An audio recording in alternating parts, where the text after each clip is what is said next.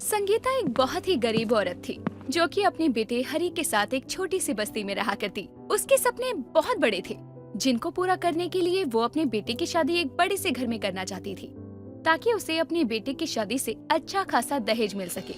एक दिन वो अपनी बहन कुसुम से फोन पर बात करते हुए बोलती है। और बता कुसुम, कैसी है तू? घर में सब कुशल मंगल है ना? हाँ दीदी, सब ठीक है। आप बताओ, आप कैसी हो? मैं भी ठीक हूँ, बस थोड़ा तुझसे नाराज हूँ। मैंने तुझे एक काम दिया था, अगर तुझे वो काम नहीं करना था तो साफ साफ बता देती ना, बहाना बनाने की क्या जरूरत थी। मैं आपके काम को भूली नहीं हूँ दीदी। मुझे आपका काम बहुत अच्छे से याद है और मैं उसे पूरा करने में लगी हूँ। जैसे ही कुछ नतीजा निकलता है मैं आपको तुरंत बताऊंगी। कहीं तू मेरा दिल रखने के लिए झूठ तो नहीं बोल रही है? नहीं दीदी, मैं आपका दिल रखने के लिए नहीं कह रही हूँ, बल्कि सच में मैं हरी के लिए एक अमीर गुणवान लड़की ढूंढ रही हूँ। अगर वो लड़की मिल गई तो मैं आपको तुरंत बताऊंगी। अब तो मुझे तसल्ली हो गई तेरी बात सुनकर कि तू जरूर मेरा सपना पूरा करेगी। मैं एक दिन अमीर जरूर बन जाऊंगी। बिल्कुल दीदी, मैं अपनी तरफ से पूरी कोशिश कर रही हूँ। बाकी सब भगवान के हाथ में है। अब मैं फोन रखती हूँ, बहुत काम है मुझे। ठीक है, अपना ध्यान रखना। संगीता इतना कहकर फोन रखकर जैसे ही पीछे मुड़ती है, सामने अपने बेटे हरी को खड़ा देखकर बोलती है। तू कब आया? ऐसे पीछे छुपकर क्यों खड़ा हुआ था? ताकि हम आपकी और मौसी जी की सारी बातें सुन सके। आप ऐसा क्यों कर रही हो माँ? हम गरीब है, उसके बाद भी गरीब लड़की को लाने से परेशानी है आपको? हाँ है मुझे परेशानी, क्योंकि मैंने अपनी जवानी तो गरीबी में काट ली, लेकिन अपना बुढ़ापा नहीं काट सकती। मुझे इस घर में अमीर लड़की चाहिए ताकि मैं अपने सपने पूरे कर सकूं। माँ, हम जो सोचते हैं या जिसकी आस लगाते हैं हमेशा वही हो, हमेशा वैसा नहीं होता माँ। इसलिए मैं कहूँगा कि अमीर बहू लाने का सपना छोड़ दो आप। बिल्कुल नहीं, मैं अपना ये सपना जरूर पूरा करूंगी, क्योंकि अगर मेरा ये सपना पूरा नहीं होगा तो मैं अमीर कैसे बनूंगी? आपका कुछ नहीं हो सकता माँ, आप पैसों के चक्कर में पागल हो गई हो और कुछ नहीं। हरी इतना कहकर गुस्से में वहाँ से चला जाता है। दिन बीतते हैं, तभी एक दिन कुसुम अमीर घर की गोपी नाम की लड़की का रिश्ता लेकर संगीता के घर आती है और बोलती है, ये देखो दीदी, लड़की की फोटो। ये अपने माँ बाप की इकलौती लड़की है। अगर इसके साथ हरी की शादी हो जाए तो समझो जिंदगी भर बैठ के खाओगे आप लोग। सच में ये लड़की इतनी अमीर है क्या? हाँ दीदी, ये लड़की बहुत अमीर है। इसके बाप को कोई अमीर लड़का नहीं चाहिए था, बल्कि एक सिंपल लड़का चाहिए था। इसका मतलब तो यही है ना कि अमीर लड़के तो मिल जाते हैं लेकिन अच्छे लड़के नहीं मिलते हैं। शायद तू सही कह रही है। अगर इसका बाप सिंपल लड़का ढूंढ रहा है तो पक्का ये अपनी पूरी जायदाद अपने दामाद के नाम करने की मूड में होगा। हाँ सही बोला दीदी। और उससे भी खुशी की बात ये है कि इस लड़के के बाप को हमारा हरी पसंद है और उनको आप लोग के गरीब होने से कोई परेशानी नहीं है। ये तो बहुत ही खुशी की बात है। मुझे तो अपने बेटे की शादी इसी लड़की से करवानी है अब तो। संगीता इतना कहकर लड़की की फोटो ले जाकर अपने बेटे हरी को दिखाती है और जैसे तैसे करके शादी के लिए मना लेती है। कुछ दिनों में वो अपने बेटे की शादी करके गोपी को अपने घर की बहू बनाकर ले आती है।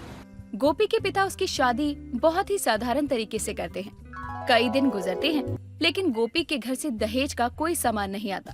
तभी संगीता गोपी के कमरे में आती है और बोलती है, बहू कितने दिन हो गए लेकिन तेरे घर से कोई दहेज नहीं आया। मुझे लगा हो सकता है कुछ टाइम बाद आने की रस्म हो, लेकिन अब तो बहुत दिन हो गए। माँ जी, आपका दहेज का सपना देखना बेकार है, क्योंकि मेरे पिताजी बहुत ही गरीब हैं। उनके पास तो कुछ भी नहीं है। ये तू क्या कह रही है बहू? अगर तू अमीर नहीं है तो इतने बड़े बंगले से तेरी विदाई कैसे हुई? तुम दोनों बाप बेटी वहाँ कैसे रह रहे थे? माँ जी, वो मेरे चाचा जी का घर है, वो बाहर रहते हैं, तो मैं और मेरे पिताजी उस घर की देखभाल करते हैं। हे भगवान, अनजाने में मुझसे ये क्या हो गया? मैंने तो अपने बेटे की जिंदगी ही खराब कर दी। मेरे तो सारे सपने टूट गए। अब मैं कहाँ जाऊँ? संगीता इतना कहकर जोर जोर से रोने लगती है। तभी उसकी बहन कुसुम वहाँ आती है और उसे रोते देखकर कुसुम घबरा जाती है और बोलती है, दीदी क्या हुआ? आप रो क्यों रही हो? ये सब तेरे कारण हुआ है। तूने सही से पता नहीं किया कि ये लड़की अमीर नहीं बल्कि गरीब है। मेरे तो सारे सपने टूट गए। अब मैं लोगों को क्या मुंह दिखाऊंगी? ये कैसे हो सकता है? मैंने लोगों से अच्छे से पता किया था। अब तो जो होना था वो हो गया, अब कुछ नहीं कर सकते हैं। माँ जी, क्या हुआ ये तो बताइए। मैं तेरी कोई माँ नहीं हूँ समझी। तू धोखे से मेरी बहू बनी है। मैं तुझे अपनी बहू कभी नहीं मानूंगी। संगीता गुस्से में कमरे से चली जाती है। दिन बीतते हैं, लेकिन संगीता अपनी बहू से सीधे मुंह बात तक नहीं करती। तभी एक दिन हरी अपनी माँ के पास आता है। माँ, आपकी बहू तो आपकी पसंद की थी, फिर आप उससे ठीक से बात क्यों नहीं करती हो? क्योंकि वो एक धोखेबाज लड़की है। उसने हमें धोखा दिया है। उसका बाप कोई अमीर आदमी नहीं, बल्कि वो तो एक गरीब बाप की बेटी है, और उसने ये सारी बातें हमसे छुपाई है। मैंने तुझसे कुछ इसलिए नहीं कहा कि कहीं तू इसे छोड़ न दे। नहीं माँ, आप गलत है। उसने हमसे कुछ नहीं छुपाया है। और रही बात छोड़ने की, तो अगर गोपी को मुझे पैसों के लिए छोड़ के जाना होता तो वो कब का चली जाती, क्योंकि मुझे ये बात बहुत पहले से पता है। ये क्या कह रहा है तू? तुझे सब कुछ पहले से पता था? हाँ माँ, मुझे सब कुछ पहले से पता है। मुझे इससे कोई परेशानी नहीं है। आप इस बात को मान लीजिए माँ, ज्यादा अच्छा रहेगा आपके लिए। आपकी बहू अमीर घर से नहीं, गरीब घर से आई है, और आपका बेटा आपकी बहू से बहुत प्यार करता है। ये बात याद रखिएगा। अपने बेटे की बात सुनकर अमीर घर की बहू लाने का उसका बचा कुचा सपना भी टूट जाता है। अपनी सास के रूखे स्वभाव के बाद भी गोपी अपनी सास का बहुत अच्छे से ध्यान रखती है, उसकी सारी जरूरतों को पूरा करती है। एक दिन अचानक से संगीता की तबीयत खराब हो जाती है और गोपी उसके पैर दबाते हुए उसके पैरों के पास ही सो जाती है। अगले दिन कुसुम का कॉल आता है और संगीता की आंख खुल जाती है। वो फोन उठाकर बोलती है, दीदी मैंने सुना आपकी तबीयत खराब है, आप ठीक तो हो ना? अब देखिए, आप ज्यादा मत सोचिए, मैं जल्दी ही उस लड़की को घर से बाहर निकालने का रास्ता ढूंढ लूंगी। हाँ ठीक है, वो सब बाद में देखते हैं। पहले मैं मुंह हाथ धो लेती हूँ। इसका मतलब बहू पूरी रात मेरे कमरे में ही सो रही थी। तू यहाँ क्यों सो रही थी? माँ जी, वो आपकी तबीयत खराब थी, इसलिए मैं यहीं लेट गई। कहीं आपको कोई काम लगे और मैं ना सुन पाऊँ तो आप बिना बात के परेशान हो जाओगी। आप नहा धो लीजिए, मैं आपके लिए नाश्ता बना कर लाती हूँ। गोपी इतना कहकर वहाँ से चली जाती है। अपनी बहू की अच्छाई देखकर संगीता को अपनी गलती का एहसास होता है, जिसके बाद वो गोपी को दिल से अपनाकर अपनी बहू की शादी के बाद बची हुई सारी रस्में पूरी करने का फैसला करती है। और थोड़ी देर बाद अपनी बहू के पास आती है और बोलती है, बहू आज अच्छे से नाश्ता बना लेना और तैयार भी हो जाना। क्यों माँ जी, क्या हुआ? कुछ है क्या आज? हाँ बहू, आज तेरी मुंह दिखाई है। मुझे माफ कर दे, मैंने तेरे साथ बहुत गलत बर्ताव किया। खुद गरीब होकर तेरी मजबूरी को ना समझकर तेरी बेइज्जती करी। माँ जी, मुझसे माफी मांगकर मुझे मेरी नजर में मत गिराइए। आपने मुझे अपना लिया, इससे अच्छा मेरे लिए कुछ और नहीं हो सकता। मैं तो बहुत खुश हूँ। थोड़ी देर में गोपी सारी तैयारी कर लेती है और संगीता भी मोहल्ले की औरतों को बुलाकर अपनी गरीब बहू की मुंह दिखाई की रस्म पूरे रीति रिवाज और पूरे दिल से करती है। शिवानी का उसके ससुराल में पहला दिन था, लेकिन नई बहू के साथ ससुराल वालों का बर्ताव कुछ ऐसा था। माँ जी, ये लीजिए, मैं आपके लिए चाय लाई हूँ। तेरी हिम्मत कैसे हुई मेरी रसोई में जाने की? तू छोटी जात की लड़की, आज के बाद मेरी रसोई में जाने की कोशिश भी मत करना, वरना अच्छा नहीं होगा। तू इस घर में रह रही है ना, यही बड़ी बात है। माँ जी, मैं छोटी जात की हूँ तो इसमें मेरी क्या गलती है? आपके बेटे को सब पता था मेरे बारे में, फिर भी उन्होंने मुझसे शादी की। तो अब तेरी ना मेरी घर की नौकरानी बनने की भी औकात नहीं है, और तू मुझसे जुबान लड़ा रही है। रुक तू, अभी तेरी अकड़ निकालती हूँ। इतना कहकर रानो रसोई में जाकर एक जलती हुई लकड़ी लेकर आती है और उससे शिवानी का हाथ जला देती है। शिवानी डर से चिल्लाती है, लेकिन रानो को उस पर तरस नहीं आता। वो बड़ी बेदर्दी से उसे जलाती रहती है। नितिन बहुत समय बाद पढ़ाई करके अपने गांव लौट रहा था। गांव का बदला हुआ नजारा देखकर वो बहुत खुश था, क्योंकि 20 साल पहले ये गांव किसी खंडर से कम नहीं था। लेकिन तभी एक लड़का और लड़की अचानक से उसकी कार के आगे आ जाते हैं। हमें बचा लो भैया, हमें बचा लो, वरना वो लोग हमें मार देंगे भैया। मार देंगे? ये तुम लोग क्या बोले जा रहे हो? कौन हो तुम दोनों, और कौन मार देगा तुम्हें? भाई जी, हम विनती करते हैं, हमारे पास ज्यादा समय नहीं है, आप हमें अपनी गाड़ी में बिठा लीजिए और हमें गांव के बाहर छोड़ दीजिए, हमारी जान खतरे में है। लेकिन यार, मैं तो गांव के अंदर जा रहा हूँ, अब वापस क्यों जाऊँ? आप ऐसा करो, किसी और से लिफ्ट ले लो, मुझे घर जाने में देरी हो रही है। भाई जी ऐसा मत करो, हमारी जान खतरे में है, हमें बचा लो भाई जी। वो लड़का उससे मदद मांगता है, इसीलिए उन दोनों को अपने कार में आने के लिए कह देता है। और दोनों जैसे ही कार में बैठने वाले थे, वैसे ही वहाँ कुछ लोग आ जाते हैं और उन दोनों लड़का लड़की को पकड़ कर ले जाते हैं। ये देखकर नितिन बहुत हैरान था। वो उन्हें रोकने की कोशिश करता है, पर वो लोग नितिन को मारने की धमकी देते हैं और उसे वहाँ से जान बचाकर भागना पड़ता है। कुछ देर बाद वो अपने घर पहुँचता है, जिसके बाद वो गांव में रहने वाले एक दोस्त के पास जाता है और उसे सब कुछ बताता है। यार नितिन, तुझे क्या बताऊं, इस गांव में ये सब होना एक आम बात है। लेकिन ये सब रोकता नहीं है क्या कोई? पुलिस वुलिस नहीं है क्या यहाँ पे? किसी में इतनी हिम्मत नहीं है कि वो जात पात के मामले में कुछ बोले। अगर कोई बोलने की कोशिश करता है ना तो उसे मार दिया जाता है। ये बात तो बहुत गलत है। माना कि जात पात शहर में नहीं होता है, लेकिन उसका मतलब ये थोड़ी है कि जात पात के चक्कर में किसी की जान ले ली जाए। अरे नितिन, ये चोचले बस शहर में होते हैं, यहाँ गांव में कोई कुछ नहीं समझता। इसलिए मैं तुझे कहता हूँ कि इन सब चीजों से दूर रहा कर। अच्छा भाई ये बता, बस ताने देता रहेगा या कुछ खाने को भी देगा? बहुत तेज भूख लगी है। हाँ चल अंदर, तुझे खाना देता हूँ। इतना कहकर अब दोनों घर के अंदर चले जाते हैं। अगली सुबह नितिन सुबह सुबह उठकर गांव की सैर करने निकलता है, जहां उसे बहुत से लोग दिखते हैं। कोई खेतों में काम कर रहा था तो कोई हुक्का पी रहा था। वहीं कुछ औरतें कुएं से पानी भर रही थी। लेकिन कुछ औरतें ऐसी भी थी जो उन सब से दूर खड़ी थी और उन सब के जाने का इंतजार कर रही थी। तभी राघव को भी प्यास लगने लगती है और वो वहां जाकर उनमें से एक औरत से पानी मांगता है। लेकिन पास बैठा हुक्का पी रहा आदमी कहता है, लड़के ये क्या कर रहा तू? एक नीची जात की औरत तो पानी लेकर पीने लग रहा है, किसका छोरा है तू? क्या कहा? नीची जात की औरत? अरे अंकल जी, आप ये क्या कह रहे हो? आज के समय में ऊंची जाति नीची जाति ये सब बकवास होती है, कुछ नहीं होता ये सब।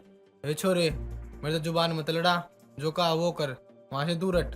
वो नीची जात की औरत है। ये क्या बकवास है? अब मैं किसी इंसान के हाथों से पानी भी नहीं पी सकता। और ये बताओ ये क्या हो रहा है? वहाँ बस 2 औरतें कुएं से पानी भर रही हैं और बाकी सारी औरतें यहाँ लाइन में खड़ी हैं। ऐसा क्यों हो रहा है? आप सब वहाँ जाके पानी क्यों नहीं भरते हो? जब तक ऊंची जात की 2 औरतें पानी नहीं भर लेती तब तक उनमें हिम्मत नहीं कि कुएं के पास जाकर पानी की एक बूंद भी भर ले। समझा तू? यहाँ नितिन उस आदमी से फिर से बहस करने लगता है। तभी वहाँ नितिन का दोस्त राघव आता है और उसे वहाँ से ले जाता है। राघव उसे समझाने लगता है कि यहाँ के मामलों में वो टांग ना अड़ाए। दोनों कुछ दूर और चलते हैं। फिर वो देखते हैं कि सामने एक औरत को जबरन जलती हुई चिता पर लिटाया जा रहा है। ये देखकर नितिन जल्दी से उन लोगों के पास जाकर उन्हें रोक लेता है। ये सब क्या हो रहा है? आप लोग एक जिंदा लड़की की जान लेने की कोशिश कर रहे हो। आप लोगों को शर्म आनी चाहिए। अबे तू कौन होता है हमें ऐसा कहने वाला और रोकने वाला? इसका बाप हूँ और ये चिता इसके पति की है जो शादी के समय मर गया।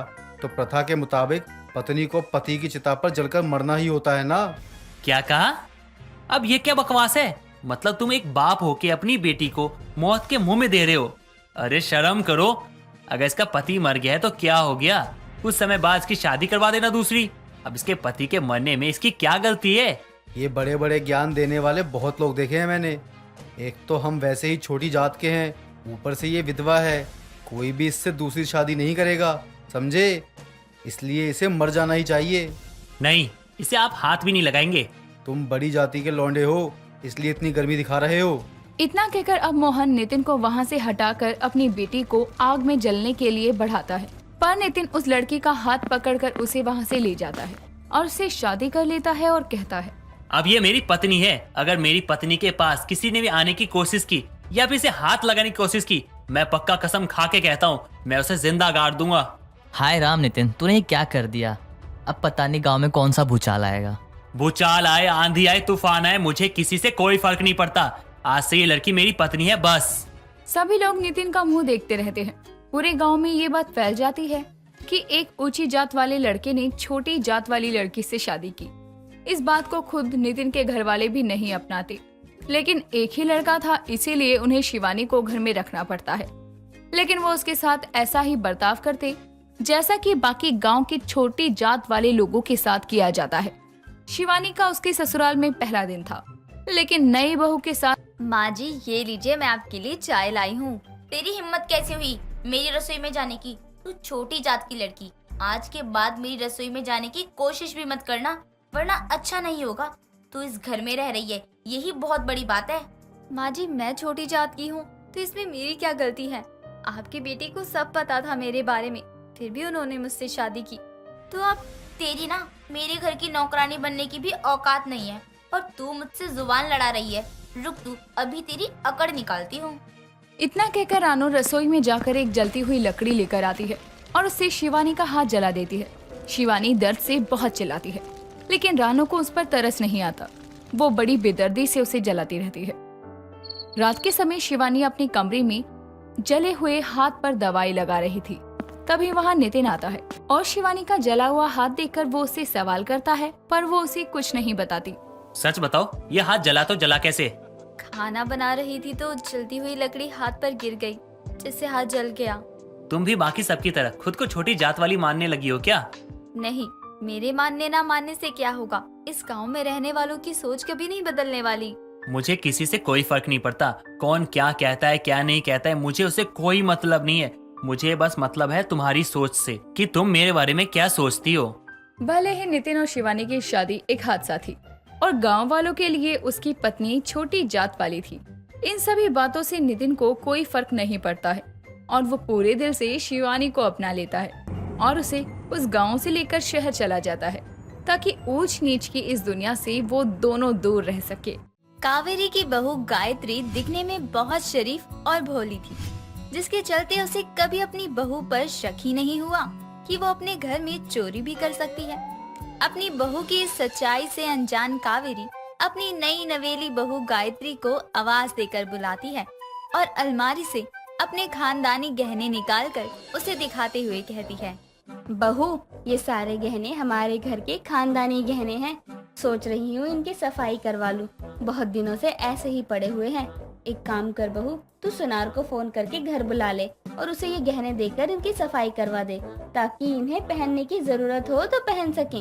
इतने सारे सोने के गहने, कहीं इन्हें देखकर मैं पागल न हो जाऊं। इस उम्र में इतने सोने के गहनों का माँ जी क्या करेंगी? अगर ये सारे गहने मुझे मिल जाए तो कितना अच्छा होता।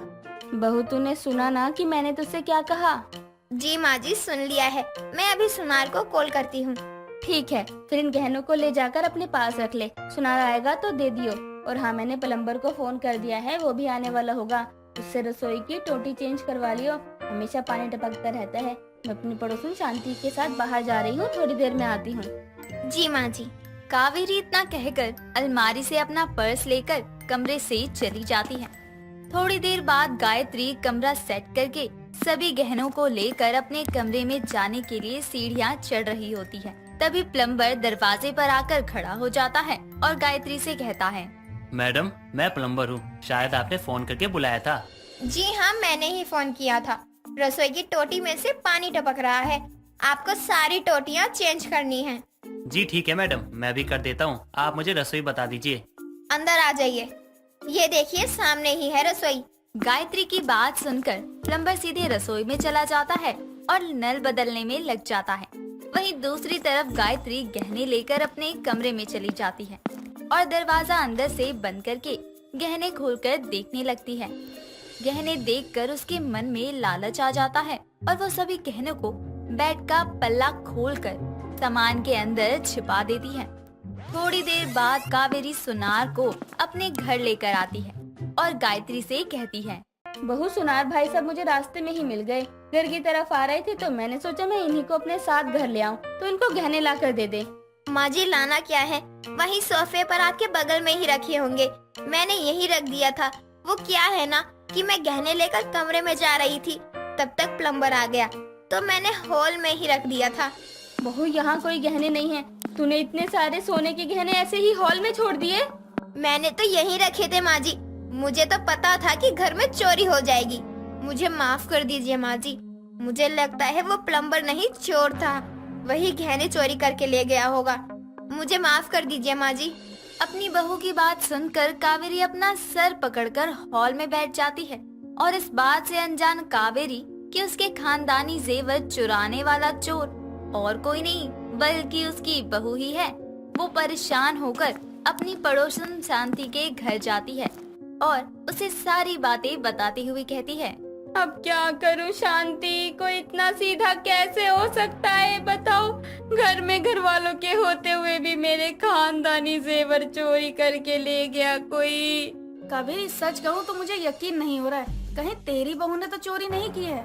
नहीं, मेरी बहू चोर नहीं हो सकती, बेचारी वो तो बहुत सीधी है। मैं बेकार ही तेरे पास आई, तूने तो मेरी बहू को ही चोर बना दिया। कावेरी इतना कहकर अपने घर वापस आ जाती है। समय बीतता है। तभी एक दिन कावेरी अपने घर में एक पूजा रखवाती है। घर में औरतों की भीड़ लगी होती है। तभी कावेरी पीतल के बर्तन लेकर रसोई में आती है और अपनी बहू को दिखाते हुए कहती है। बहू, ये पीतल के बर्तन हैं। पूजा के बाद पंडित जी को दान में देने हैं। इनका अच्छे से ध्यान रखना, कहने वाला हाल मत करना बहू। जी माँ जी, मैं ध्यान रखूंगी। अब दोबारा कोई गलती नहीं होगी। मैं सब पर नजर रखूंगी। आप जाइए, आराम से पूजा में बैठिए। ठीक है बहू, तब तक तू प्रसाद बना ले भोग के लिए। उसके बाद तू भी पूजा में आकर बैठ जाइयो, मैं जाती हूँ। कावेरी इतना कहकर वहाँ से चली जाती है और गायत्री रसोई में प्रसाद बनाने लगती है। थोड़ी देर बाद गायत्री प्रसाद बनाकर पल्लू से अपने मुंह पोंछते हुए रसोई से बाहर आती है और देखती है कि हॉल में सभी लोग आंखें बंद करे पूजा में ध्यान लगाए बैठे होते हैं। तभी वो वापस रसोई में जाती है और सभी पीतल के बर्तनों को ले जाकर फिर से अपने कमरे के बेड में छिपा देती है और चुपचाप आकर सबके साथ पूजा में बैठ जाती है। थोड़ी देर बाद पूजा खत्म होने के बाद सभी लोग अपने अपने घर चले जाते हैं, जिसके बाद कावेरी पीतल के बर्तन और प्रसाद लेने के लिए रसोई में जाती है, जहां बर्तनों को ना देखकर फिर कावेरी गायत्री को बुलाकर कहती है। बहू, बर्तन दे पीतल के, पंडित जी को देर हो रही है जाने के लिए। माँ जी, मुझे क्या पता था, आपने ही तो अपने हाथों से सभी बर्तनों को रखा था रसोई में। मुझे तो बस आपने ध्यान रखने के लिए बोला था, तो मेरे रहते हुए वहाँ कोई नहीं आया रसोई में। अरे तो अब कहाँ गए सभी बर्तन? जमीन खा गई या आसमान निकल गया? मेरे घर में चोरियां कभी नहीं हुई, लेकिन अब ऐसा टाइम आ गया है कि आए दिन घर में चोरियां हो रही है। माँ जी, मैं क्या करूँ, जब आपके घर में आने वाले सभी लोग चोर हैं, तो जब कोई आता है घर में तो कुछ न कुछ चोरी ही करके ले जाता है। अपनी बहू की बात सुनकर कावेरी चिढ़कर रसोई से बाहर चली जाती है और पैसे देकर पंडित की विदाई करती है। लेकिन आए दिन अपने घर में होने वाली चोरियों से वो बड़ी परेशान थी। एक दिन वो हॉल में बैठी सभी चोरियों के बारे में सोच ही रही होती है कि तभी गायत्री उसके लिए चाय लेकर आती है, जिस पर वो चिल्लाकर कहती है। क्या है बहू, अब मुझे अंधी भी करने का इरादा है क्या? इतनी बार कहा है तुझे कि अपना ये लटकन वाला कंगन निकाल दे, जब कहीं आना जाना हो तब डाला कर, लेकिन तुझे सुनाई ही नहीं देता। माँ जी, मैं तो आपके लिए चाय लेकर आई थी। अपने पास रख अपनी चाय, मुझे नहीं चाहिए कुछ भी। कावेरी इतना कहकर वहाँ से चली जाती है। तभी एक दिन उसका बेटा दीपक नोटों से भरा बैग लेकर उसके पास आता है और कहता है।